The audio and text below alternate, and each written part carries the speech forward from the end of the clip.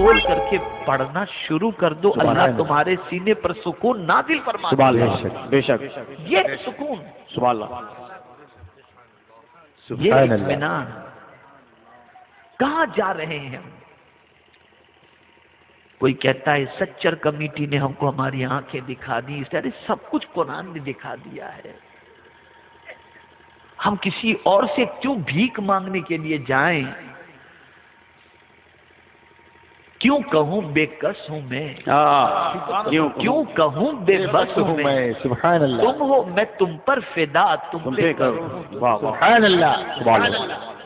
مسئلہ سب سے بڑا یہ ہے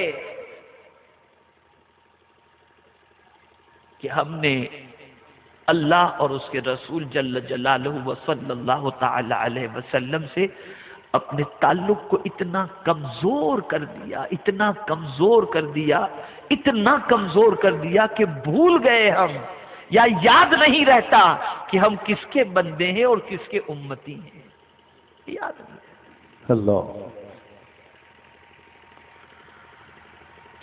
تو گناہ نے اس وقت پوری دنیا کو اپنی لپیٹ میں لے لیا ہے۔ وہ دیہات کی بچیاں جو بیچاریاں کبھی کچھ نہیں جانتی تھی، اب وہ بھی لے کر کے بیٹھی ہیں موبائل اور یوٹیوب اور انٹرنیٹ اور یہ پتہ نہیں کیا کر۔ بلکہ آج کل تو سچویشن یہ ہے کہ 5 سال کا بچہ موبائل جس طریقے سے چلاتا ہے، 60 سال کا بڈھا اس طریقے سے نہیں چلا پاتا۔ جی صحیح بات، یہ سچویشن ہو گئی۔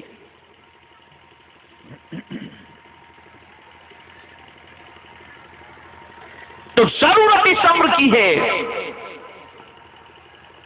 کہ ہم اپنے دل پر لگی ہوئی گندگی کو صاف کریں، انشاءاللہ، اور اس کی صفائی کا طریقہ وَتُوبُوا إِلَى اللَّهِ جَمِيعًا، بے شک، سب مل کر اللہ کی بارگاہ میں توبہ کر لو، سب مل کر توبہ کرو۔ ایھا المؤمنون، اے ایمان والو، سب مل کر توبہ کرو۔ توبہ ایسا راستہ ہے کہ سچے دل سے اگر کوئی گناہ سے توبہ کر لے تو کتنا ہی بڑا پاپی کیوں نہ ہو، میرا مولا معاف کرے، بے شک، سبحان اللہ، سبحان اللہ، وہ قریب ہے۔ بے شک، حق ہے۔ ایک حبشی حضور کی بارگاہ میں حاضر ہوئے، عرض کرتے ہیں حضور مجھ سے گناہ ہوئے ہیں، کیا میرا پروردگار میرے گناہوں کو معاف فرما دے گا؟ حضور نے فرمایا اگر تم سچے دل سے توبہ کرو مولا معاف فرما دے گا۔ بے شک، انہوں نے توبہ کی۔ اس کے بعد عرض کرتے ہیں حضور کیا جب میں گناہ کرتا تھا تو میرے مولا کو اس کی خبر تھی؟ سرکار نے فرمایا ہاں۔ ایک چیخ ماری اور روح نکل گئی۔ اللہ، جس کا رزق کھا رہا تھا وہ جانتا ہے کہ میں گناہ کر رہا ہوں۔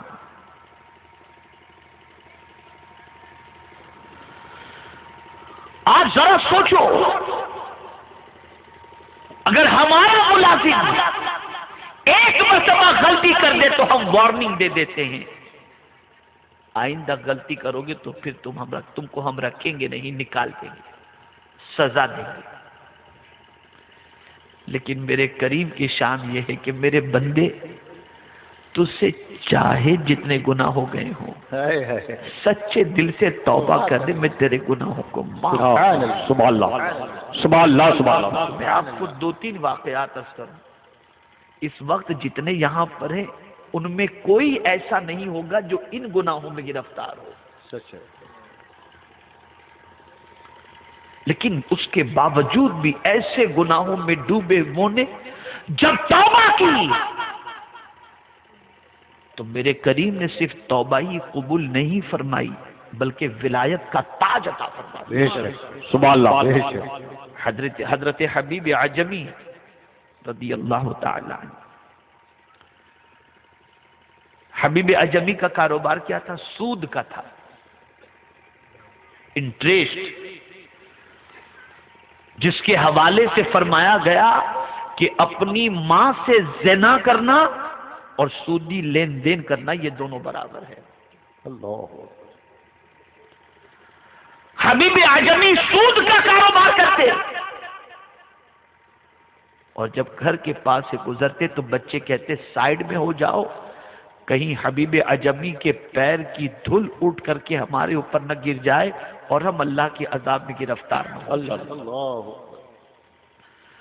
اور حبیب اعظمی کی عادت تھی، جس کسی کو سود پر پیسہ دیتے اس کے پاس جب جاتے تو لے کر کے ہی کچھ نہ کچھ آتے تھے، خالی ہاتھ نہیں۔ ایک دن گئے ایک شخص کے گھر جس کو سود پر انہوں نے پیسہ دیا تھا، جب پہنچے تو وہ شخص گھر پر نہیں تھا، اس کی بیوی گھر میں موجود تھی۔ پوچھا تیرا شوہر کہاں گیا؟ کہا مزدوری کے لیے گیا ہوا ہے۔ کہا جو کچھ گھر میں ہے مجھے دے دے۔ عورت نے کہا کچھ ہے تو نہیں، بس بچوں کے لیے بکرے کا سر میں نے رکھا ہے، اس کے علاوہ کچھ بھی نہیں ہے۔ کہا تجھے معلوم ہے کہ میں کسی کے گھر سے خالی ہاتھ نہیں لوٹتا ہوں، وہی دے دے۔ اس نے اٹھا کر کے دے دی۔ وہ لے کر گھر پہنچا، بیوی سے کہا اسے پکاؤ۔ بیوی نے چولہے میں رکھا، ہنڈی میں ڈال کر پکانے کے لیے۔ دروازے پر ایک سائل نے آواز دی اللہ کے نام پر کچھ دو، بھوکا ہوں۔ حبیب اعظمی نے اسے دھتکار دیا، لوٹا دیا۔ بھوک لگی تھی شدت سے، حبیب اعظمی کو اپنی بیوی سے کہا چلو کھانا تیار ہو گیا تو لگاؤ۔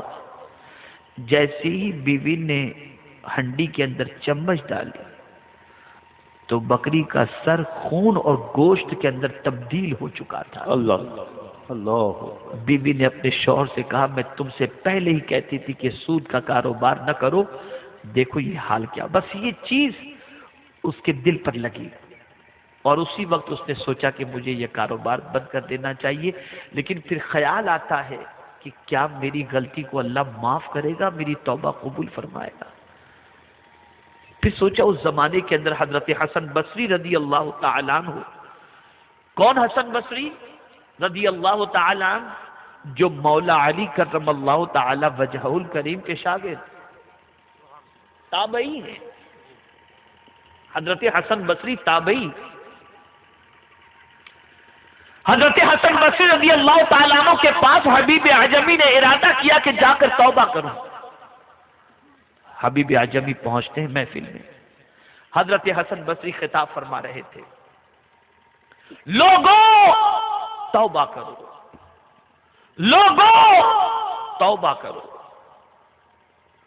سچے دل سے توبہ کرو۔ اگر آج حبیب اعظمی بھی سچے دل سے توبہ کر لے تو مولا اس کی توبہ قبول فرمائے۔ واہ سبحان اللہ حضرت سبحان حسن اللہ بصری کو معلوم نہیں تھا کہ حبیب اعظمی ہے کون، لیکن حبیب اعظمی اتنے مشہور تھے سود کے سلسلے میں اور سخت دلی کے سلسلے میں کہ ان کے بارے میں دنیا جانتی تھی کہ بہت خطرناک آدمی ہے۔ لیکن حضرت حسن بصری نے خطاب فرمایا اور حبیب اعظمی اس محفل کے اندر، اگر سچے دل سے حبیب اعظمی بھی توبہ کر لے تو اللہ اس کی توبہ کو قبول فرما لے گا۔ حبیب اعظمی کھڑے ہو گئے، حضور جو کچھ آپ نے فرمایا پھر ایک مرتبہ فرما دیں۔ تو حضرت حسن بصری نے فرمایا اگر آج حبیب اعظمی بھی توبہ کر لے تو اللہ اس کی توبہ قبول فرما لے گا۔ حضرت حبیب اعظمی نے کہا حضور ایک بار اور فرما دیجئے۔ انہوں نے فرمایا، حبیب اعظمی نے ہاتھ پکڑا اور کہا حضور وہ بد نصیب کوئی اور نہیں، میں ہی حبیب اعظمی ہوں، مجھے توبہ کرا دیجئے، میں وعدہ کرتا ہوں آج کے بعد گناہ نہیں کروں گا، سودی کاروبار نہیں کروں گا۔ اور سچے دل سے اسی وقت حضرت حسن بصری کے ہاتھوں پر انہوں نے توبہ کی۔ اب وہی حبیب اعظمی توبہ کر کے پلٹ رہے ہیں۔ توبہ سے پہلے جب گلی سے گزرے تھے تو بچے کہتے تھے دور رہو، کہیں حبیب اعظمی کی پیر کی خاک جو ہے وہ ہم پر نہ پڑ جائے اور ہم اللہ کے عذاب میں گرفتار نہ ہو۔ لیکن توبہ کر کے جب پلٹے تو وہی کھیلتے ہوئے بچوں نے کہا راستہ دے دو حبیب اعظمی، اللہ کا ولی آ رہا ہے، توبہ کر کے آ رہا ہے۔ آپ ذرا سوچو، حبیب اعظمی نے توبہ کر لی پڑھائی، اللہ نے ان کے گناہوں کو معاف فرما دیا۔ اور جانتے ہیں حبیب اعجمی کی زبان عجمی تھی، عربی پروناؤنس پرفیکٹ نہیں نکلا کرتے تھے، مخرج کے ساتھ صحیح طور پر نہیں پڑھ پاتے تھے۔ ایک مرتبہ حبیب اعجمی کے پاس حضرت حسن بصری پہنچے، مغرب کی نماز کا وقت تھا، یا حبیب اعجمی حضرت حسن بصری کے پاس پہنچے اور مغرب کا وقت تھا۔ حضرت حبیب اعجمی نے مغرب کی نماز پڑھائی، حضرت حسن بصری نے شاید اعتراض کیا، پرہیز کیا، رات کو سوئے۔ حضرت حسن بصری بارگاہ سمدیت کے اندر عرض کرتے ہیں، میرے مولا میں تیرے قرب کی لذت سے مالا مال ہونا چاہتا ہوں، کوئی طریقہ عطا فرما دے۔ تو میرے کریم نے فرمایا، حسن میں نے آج تجھے موقع دیا تھا، اگر حبیب اعجمی کے پیچھے تو نماز پڑھ لیتا میرے قرب کی لذت سے مالا مال۔ آپ اندازہ لگائیں زندگی کے اتنے بڑے گناہ کرنے والے کو جب میرا قادر مطلق معاف کر دیتا ہے سچی توبہ کی بنیاد پر، تو ہم بھی اگر اپنے رب کی بارگاہ میں رجوع کریں تو مولا ہمارے گناہوں کو بھی معاف فرما دے۔ سبحان اللہ، سبحان اللہ، سبحان اللہ، سبحان اللہ، واہ واہ، توبہ کرو، پلٹ آؤ اس کی طرف، واہ، پلٹ آؤ اس کی طرف، خبردار گناہ کی لذت کی طرف نہ بھاگو۔ بہت سارے جوان جوانی میں گناہ کر لیتے ہیں، بھگا کر لڑکیوں سے شادی کر لیتے ہیں، ان کے یہاں اولاد ہوتی ہے، بچے جوان ہوتے ہیں اور غلط راستے پر جانے لگتے ہیں، تو باپ کہتا ہے کہ بیٹے یہ راستہ اچھا نہیں، تو بچہ کہتا ہے ابا آپ نے بھی تو میری امی کو بھگا کر شادی کیے تھے۔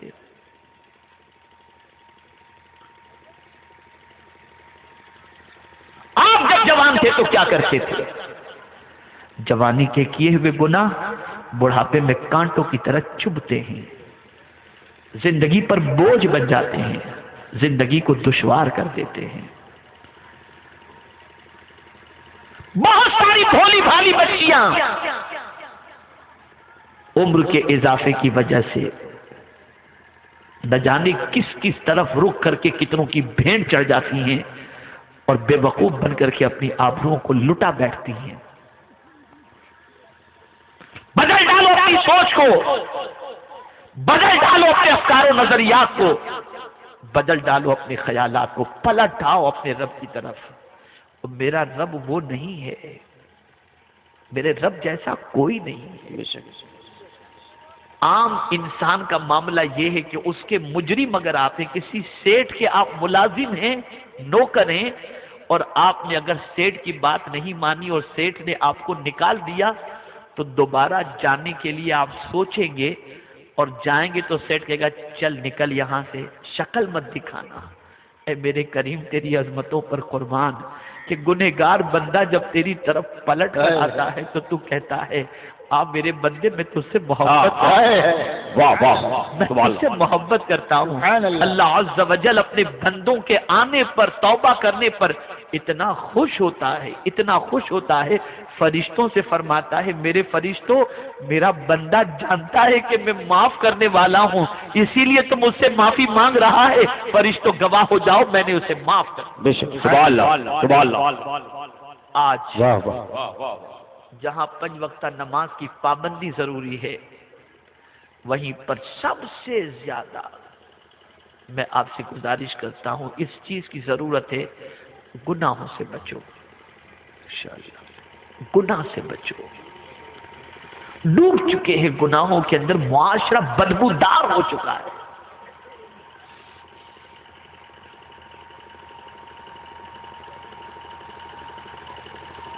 لوگ ایسے ہیں جس پر اللہ قیامت میں نہ نظر کرم فرمائے گا نہ ان سے گفتگو فرمائے گا۔ ان میں سے ایک بوڑھا زانی بھی ہے جو بوڑھا ہو گیا اور زنا کرتا ہے۔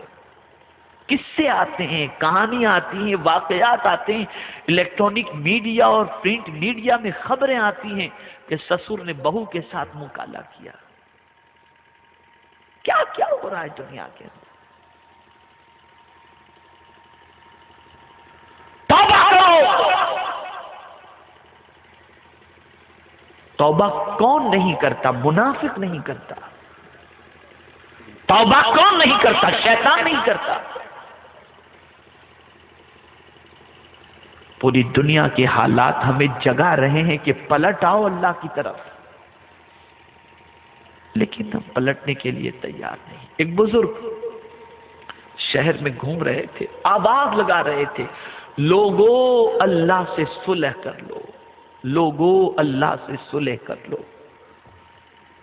کسی نے کہا حضور یہ اللہ سے صلح کیا؟ کہا بس یہ توبہ کر لیں اللہ کے بندے تو اللہ راضی ہے اپنے بندے کی توبہ قبول فرمانے۔ سبحان اللہ۔ میں چاہتا ہوں بندوں کی اللہ سے صلح ہو جائے۔ آج اگر بندہ توبہ کر لے تو اللہ تیار ہے ان کی توبہ کو قبول کرنے کے لیے، لیکن بندے توبہ نہیں کرتے۔ کچھ دنوں کے بعد اس بزرگ کو کسی نے دیکھا قبرستان کے اندر مردوں سے کہتے ہوئے، اے مردوں اللہ سے صلح کر لو۔ تو ایک صاحب نے کہا حضرت کل تک تو آپ شہر میں آواز لگا رہے تھے، زندوں سے کہہ رہے تھے کہ اللہ سے صلح کر لو، آج مردوں سے کہہ رہے ہیں؟ فرمایا ہاں، کل میں زندوں سے کہہ رہا تھا اللہ سے صلح کر لو، لیکن زندے تو تیار نہیں تھے، مولا تیار تھا۔ آج مردے صلح کرنے کو تیار ہیں، اللہ تیار ہے۔ ہاں ہاں ہاں